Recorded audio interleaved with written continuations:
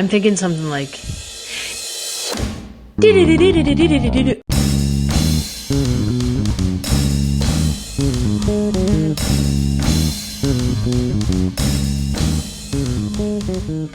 Okay.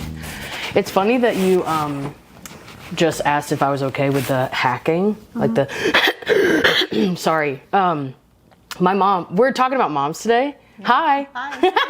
And my mom taught me how to cough. Really? Like I would cough when I was younger and she was like, no, you gotta Really? and like get the like phlegm. So now when I do that in public, people will be like, bless you. And I'm like, okay. Like they don't even know the sound that's coming out of me. They think it's a sneeze. Yeah, when I see it, I'm like, it sounds like a cough and a sneeze. Yeah, we're talking about moms. So like we know that Mother's Day has passed, but Melanie and I have two very different relationships with our mom. Yes. For me, I feel like every day is Mother's Day. Oh, And that's sweet. I love you so much. And can I say, before this, we were like thinking of what to talk about.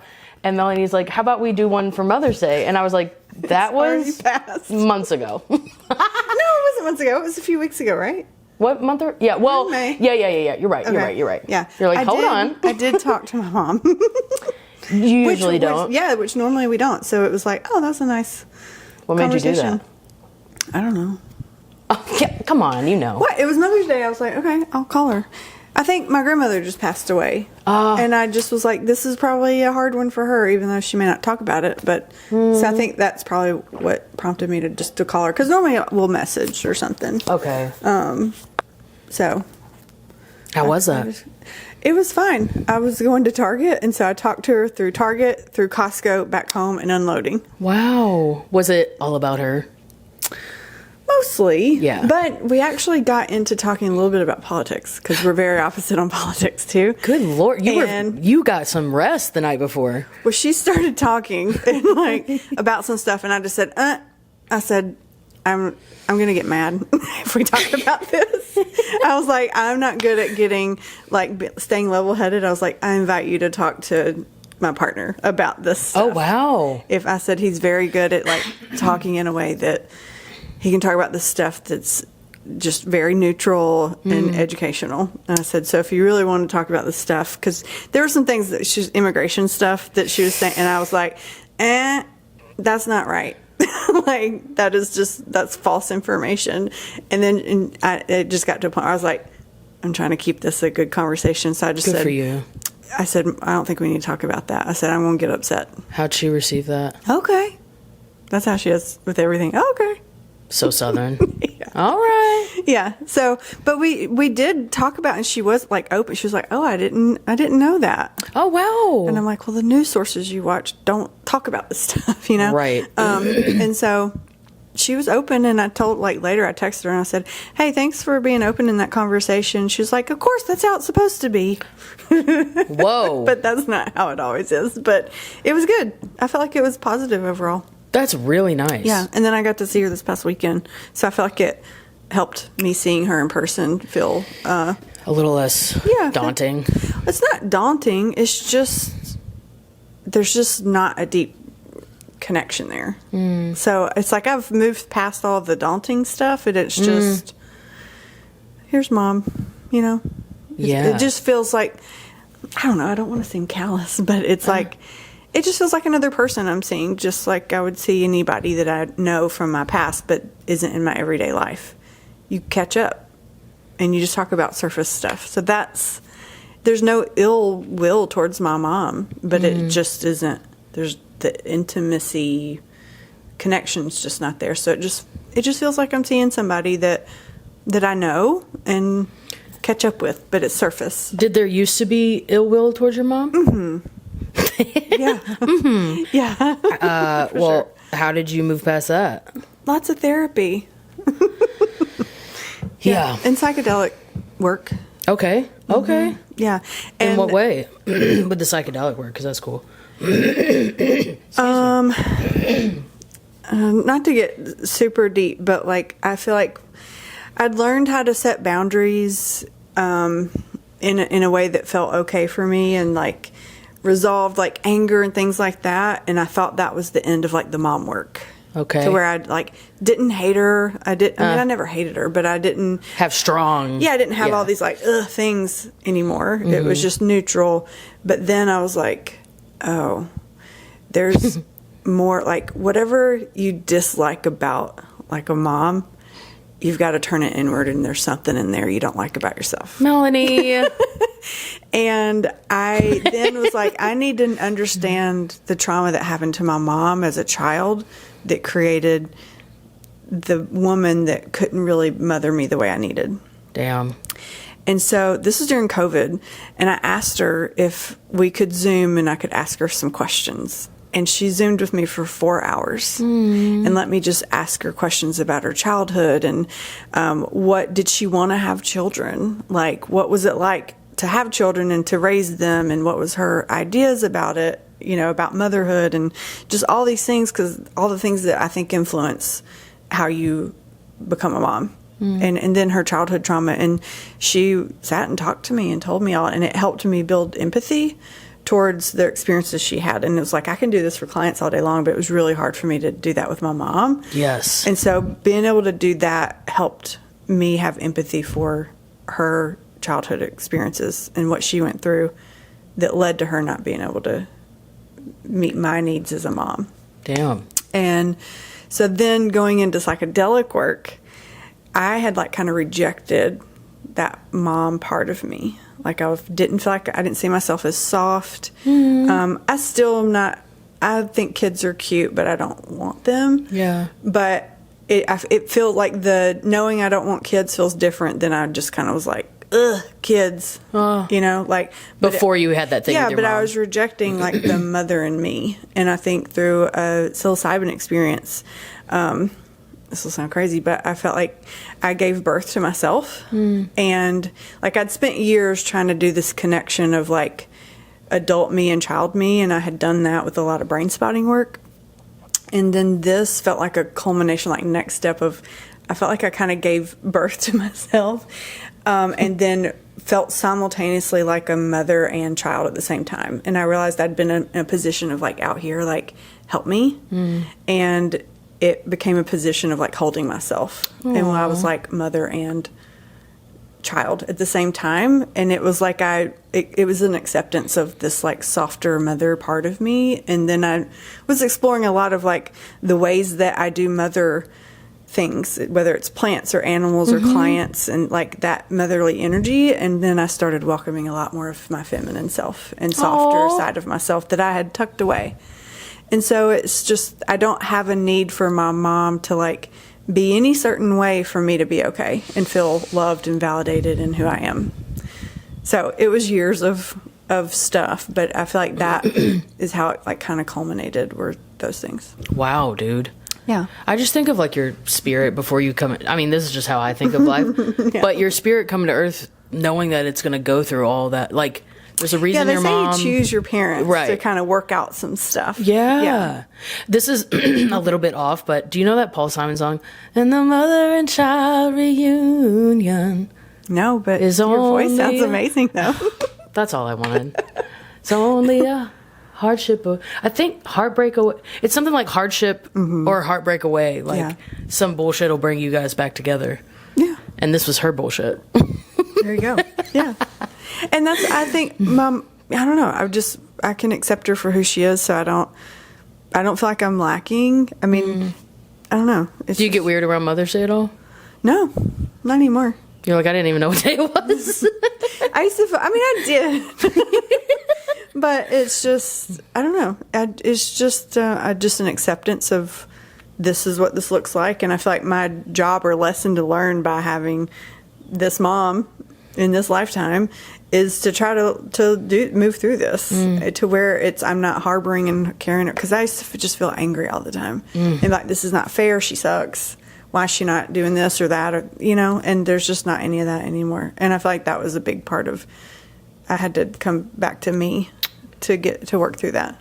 And you were saying before, I think a lot of people can probably relate to that. You were saying before we started recording that you were like, I think there's a stigma that it's your mom. You got to have a relationship with your mom. Yeah, I mean, I feel like I was just having a conversation with a client this week about that, of like, we have boundaries and stuff, but sometimes there's like this, our culture or our religion or whatever, that the goal is that we always have to like try to make this relationship like this super sweet, kind, close relationship. And I don't think that's necessarily true. I mean, I think it sounds nice, but that's just not possible for everybody. You know, you can do all the work you can, but you can't make the other person do work. And so it's, how do you safely interact? And sometimes that needs to be a cutoff to create safety from a really toxic parent that is very harmful every time you have an interaction. If it's taking you steps back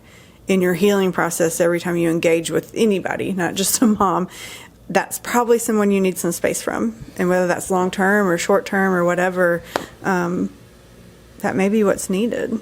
And like for me, I had to just figure out, how can I love her the most? So I don't follow her on social media. And I actually told her that when I talked to her, because we were talking about this political stuff. And I was like, I don't follow you on social media because I don't want there to be a barrier of me trying to love you.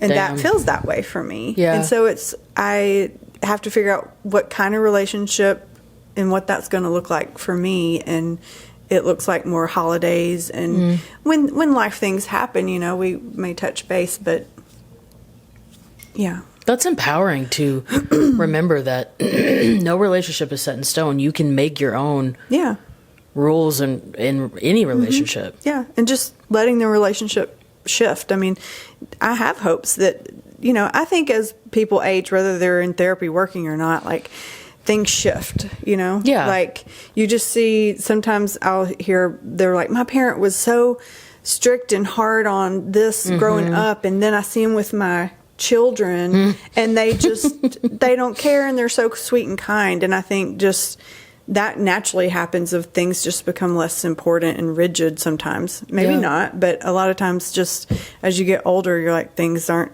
what it's important shifts, I think. Totally. Yeah. And so I hope maybe some things get more relaxed as she gets older, and we can, our relationship can shift into something different than it is now. That's maybe a little closer. I don't know. Yeah. But to me, that's just like, well, that would be nice, but it's not something I'm like trying to make happen. Okay. But I keep the space for it. I love that. That's a nice positive spin, but also like letting go of outcome. Yeah. Yeah. I just imagine that's like so hard. I don't know. I feel like with any relationship that'd be hard, but with the mom, it's like the first person you meet.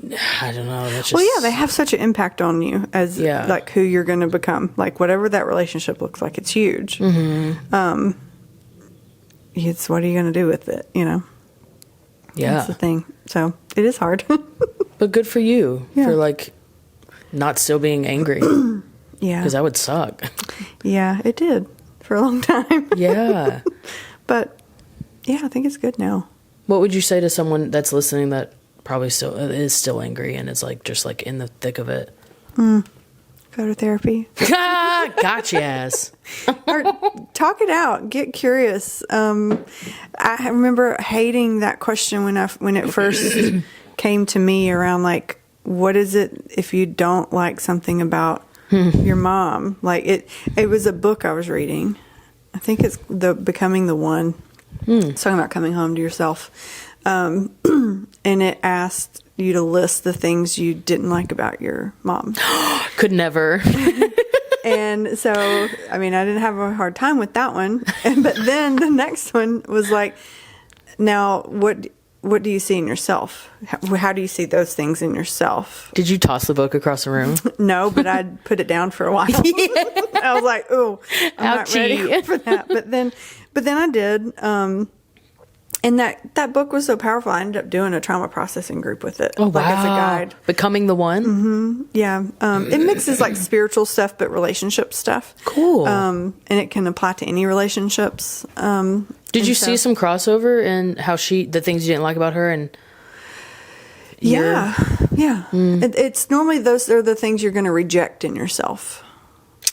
So like, this is just an example. Like my mom, she talks a lot, like about random stuff, and you are like, it's hard to track where she's going with and it's details you don't really need to know. She'll take an hour to tell something she could say in 5 minutes, but that's just her personality. But it used to drive me nuts. Yes. And so I was very conscious of myself, because I'm a talker too. I'm a therapist. Yeah. But I used to really be worried I was doing that and annoying people. Aww. And so what I ended up probably sciencing myself more, being more internal instead of external. And so that helped me uncover that. Is when you look at, it's like, it's not so black and white there. It's like, if you hate this about your mom, you hate this about yourself. But you've got to see how that's working for you internally. Interesting. And yeah, so that's a good. This is like a big thing, because she talks about herself a lot. Mm-hmm. And so there's a balance between, I would always feel so, if I left a conversation with a friend and a lot of the conversation was about me, because I might have been going through something, I would feel guilty and bad that I just talked about myself too much and I didn't talk enough about the other person and give them enough room. And so that was something I had to work out. Because you're like so focused on my mom. I don't want to be my mom in this way. Mm-hmm. Yeah. Yeah. Interesting. Yeah. That's, So, yeah. I love that you said that, because I honestly thought when people are like, if you don't like something in someone else, it's something about you. I'm like, but it's not a direct crossover. Right. Yeah. Right. That's very it can be, but yeah, it's, I think subconsciously, because of the relationship I had with my mom, I think for a lot of time I was rejecting being a mom. I was like, I don't know. Like, I don't think I can be a good mom, kind of a thing. I'm not soft. Right. Not motherly. Yeah. I remember when I first went, very first brain spotting training I did, there was a picture of a mom holding a baby. And they were saying, this is the most important part of this, is the attunement. And they said, whenever you feel like you might be getting lost in the process, come back to that attunement with the client. Whoa. And it was a picture of a mom holding a baby as an example of this attunement. And I remember being like, I don't know if I can do this. Like, I don't know what that feeling feels like. Like that they were describing, which I had been attuning to clients for a long time, but I'd never heard it talked about in that way. And I remember being like, oh God, I don't know if I'm going to be good at this. I don't really know what that feeling feels like. And then, as I explore, I'm like, okay, I know what this is now. But I didn't have that with my mom. That's so interesting. It's so interesting that they were like, everybody will get this. Yeah. I remember going to therapy too. And, I was like, I had a great childhood. And the therapist was like, you never emotionally connected with your mom. And I was like, what? And, my who? But my mom was there for everything. Oh, wow. She made us Easter baskets and decorated for Christmas and we always had Valentine's Day cards, and she made us clothes and hair bows and showed up to every sporting event we had. Like, she was great at that. And so in my mind, I'm like, she was there. Great. Yeah. But then as we started talking, and this was like, I had not become a therapist yet. Yeah. Just learning the emotional aspect of connection, and the therapist reflected back to me, like, I don't think you ever emotionally connected with your mom. And it was like I was digging in my memories to try to find these points of like soft emotional connection. Whoa. And couldn't really come up with it. That's wild. Yeah. But she was always there, and I could talk to her, but it wasn't there. And so it's these nuanced, like, things that you have to, it isn't just so like this and this. Yeah. Yeah. And I think that's major too, because a lot of people, I'll like talk to people and they'll be like, I had a great childhood, both parents in the home, The nuance. Yeah. Everybody goes through shit. Yeah. My parents didn't get divorced until I was a freshman in college. I think my dad was waiting on me to leave. Get older and cry harder. Yeah, that doesn't work. Yeah. It's still just as hard. Maybe more of a bummer when you're older. Of like, what the fuck? Yeah, and that, I was a freshman in college, so I still was like emotional and a my baby. My world was just upside down. Yeah. So, but it is what it is. Sweet. I think a lot of what you said, I think a lot of people out there can relate to. Good. I hope. Yeah. Sadly, we all experience, like, a lot of us experience these. That's what I talk about in therapy a lot of times with clients is their mom. Yeah, clients will come. I remember one of my favorite clients, when we first started, she just wanted to talk about this thing with her friends. She was young. And I was like, well, tell me about your your parents and your childhood and your relationship with them? And she was like, I don't want to talk about that. I was like, just humor me and just tell me about some of this. And she was like, it's great. And I was like, is it? Well, humor me. And she said she left that day and she was like, I hated you. And I was like, I'm not going back. Then, Damn. and I was like, well, thanks for giving me another chance, because she did, and we've worked together for a very long time. Aww. And she's taught me a lot. Like, love her. And now she just comes back as needed. But And I'm sure she feels the same way about you. yeah, like but she was just like, no, the idea that our problems today had something to do with her parents. Yeah. And then as we were processing, she does a lot of brain spotting and stuff. She'd be like, of course, it's all leading back to my mom. Oh, Yeah. And that's so I we don't realize it. Yeah, I find trouble there because I had a great relationship with my mom. Yeah. and Let's talk about you now. I I mean, now since going to therapy, it's easier for me to be like, oh, she's not perfect. Yeah. But for a very long time, I'd be like, nah, nothing she did is wrong. She went through a lot. She's perfect. Leave her alone. But her being like, she's in a nursing home and I don't get to see her that often. I still even haven't seen her since her birthday was Mother's Day. Yeah. And haven't seen her yet. What am I trying to say? It's interesting. I mean, our relationship is still really good, but, me and my sister are taking care of her, and my sister had a very different relationship with her. Also. They were not as close. Okay. Like, when my sister was very young, my mom moved. My mom shot my dad. We've talked about it on here, but if you're new, surprise. Surprise. But, and they lived in the same, like when she went to jail for that, after she got out, the town was not nice to her. Yeah. It was not a good place to live. So her side of the story is that she had to leave, and Heather's dad, my sister's dad, was like, well, you're not taking Heather. And it was just, she was young. She left with me to a different town. And from Heather's perspective, it's like, you abandoned me. Yeah. And she would come visit us on holidays, but like, I lived a different life than Heather did. Yeah. It wasn't perfect. Yeah. But like, I had my mom, and I grew up in a house full of women, and like, it was just a different life. Yeah. Heather grew up around a lot of men, so Heather's like going through mama being sick in a very different way. Yeah. And like, we can talk to each other, but it's also, we have different experiences of her. So Yeah. we both have to kind of not tread, but like Consider. Yeah. God, you're good at that. I wonder why. So yeah, it's just been interesting. And like, I think I am grateful for a different perspective that I have on my mom. Like recently something came out that she had like done in her past, and it like rocked the family about the farm.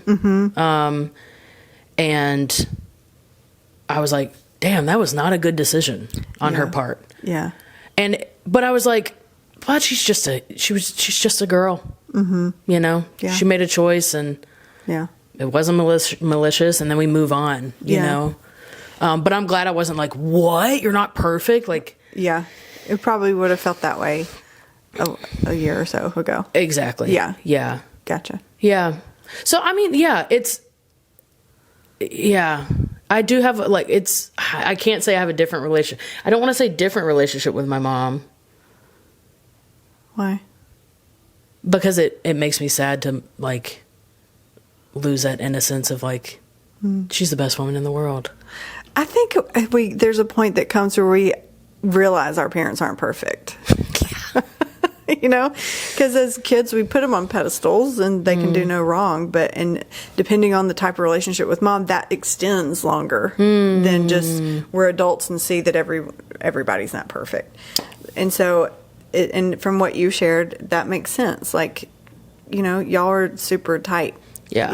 And it probably would have felt probably, did you experience in therapy when you started doing some of this work and getting to that point where you're like, oh, she's not perfect? Did it feel almost like wrong or betrayal? Yes. To like acknowledge maybe mom wasn't perfect? Yeah. I mean, even in therapy, I would like say something and I'd be like, but I'd follow it up with a but. Yeah. And my therapist is like, yes.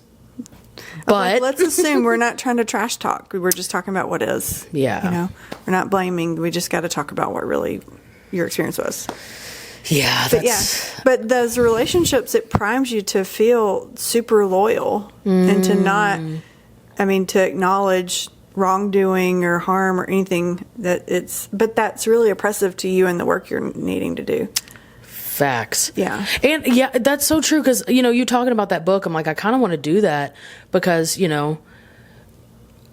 we all always say like, oh, I'm becoming my mother type stuff, which is beautiful in a lot of ways. But I do want to like understand relationship wise, how I'm in other relationships, what I might be carrying from my mom. Cause I spent so much time with her. Like, I'll notice things about like, she used to call herself ugly a lot. And then she would call me so beautiful. But then everybody was like, y'all look exactly alike. Oh, yeah. And so I'm like,